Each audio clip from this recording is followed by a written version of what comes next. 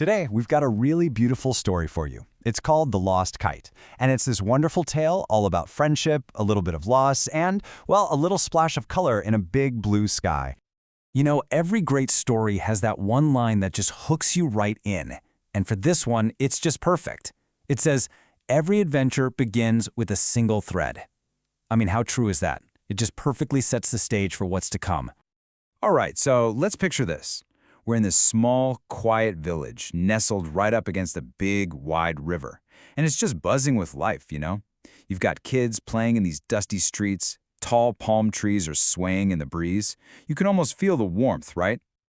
And this is where we meet our main characters, two best friends, Omar and Sami. Omar, he's kind of the thoughtful one, right? He shows up with a basket full of sweet dates that his dad picked. But Sami brings the excitement. He's got a brand new bright red kite, and you just know that Kite is going to be the star of the show. So that leads us right into the first part of our story, all about this perfect red kite. It's supposed to be this amazing bright spot in a big blue sky. This is where all the fun starts, or so they think. Okay, so they get out to the field, and Sami lets the kite go. And whoosh, it's just this magical moment. All the other kids, they totally stop what they're doing just to watch this little splash of red just dance across the sky. It's climbing higher and higher, and you can just imagine Sami absolutely beaming with pride. But you know how it goes, right? Every good story needs a little bit of drama.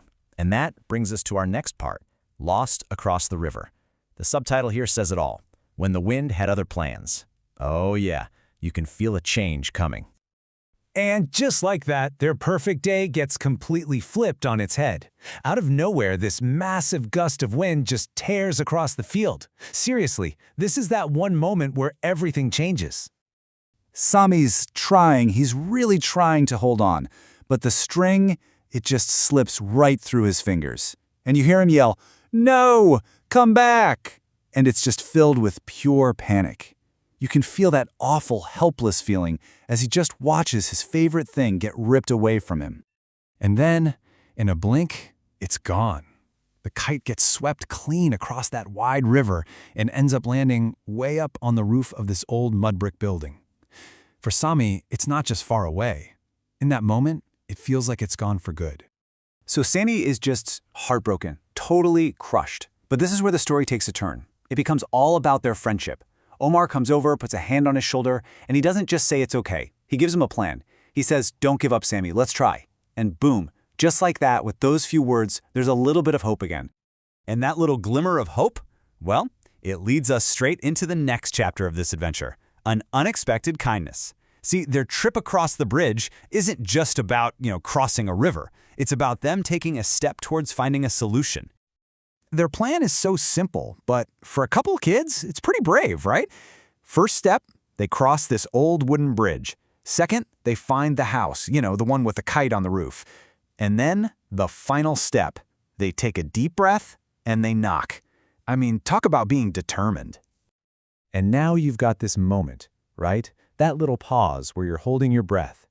And then, the door creaks open. Who's it gonna be? Is this person going to be friendly? Are they going to help? So much is riding on this. And what they find is just perfect. It's an old man with these really kind eyes and a white beard. You know that description? It just immediately makes you feel at ease. You can just see the boy's nervousness starting to melt away. So the boys kind of shyly explain what happened, and the old man just smiles. He actually saw the whole thing happen. So without a fuss, he grabs this little ladder and starts climbing up carefully. Can't you just picture Omar and Sami standing down below, just watching, not daring to breathe as he gets closer and closer to their kite? And this is it, the big moment. The man gets back down, safe and sound, and he places that beautiful red kite right back into Sami's hands. The story says Sami's face was just glowing with joy. And I mean, of course it was. Can you imagine that feeling? The relief, the gratitude, just pure happiness all rolled into one. And that brings us to the final part of our story, where it all comes together. It's called Brighter Than the Sky. A lesson's been learned, a joy has been restored. Really, this is what the whole story has been building up to. And this is where we get the big takeaway, the lesson from the old man. He tells them, kindness makes the world brighter, just like your red kite in the sky. Wow, what a beautiful way to put it, right? That red kite was a bright spot for sure, but his simple act of kindness, that was even brighter. So, the boys race back to the field, kite in hand. But something's different now. Sami's learned a really important lesson, not just about kindness, but also about appreciating what you have. This time you'll notice, he holds that string with both hands. He's not taking any chances. And so, our story ends right back where it started, with that red kite dancing in the sky. But now, it's not just a toy anymore, is it? It's become the symbol of their whole adventure, of how strong their friendship is, and of how one little act of kindness can make all the difference. You know, that old man's simple gesture, it totally changed the boys' day. It turned heartbreak into happiness. And it kind of leaves us with something to think about, doesn't it? Where can you do the same? In your own life, in your own world, where can you add a little brightness?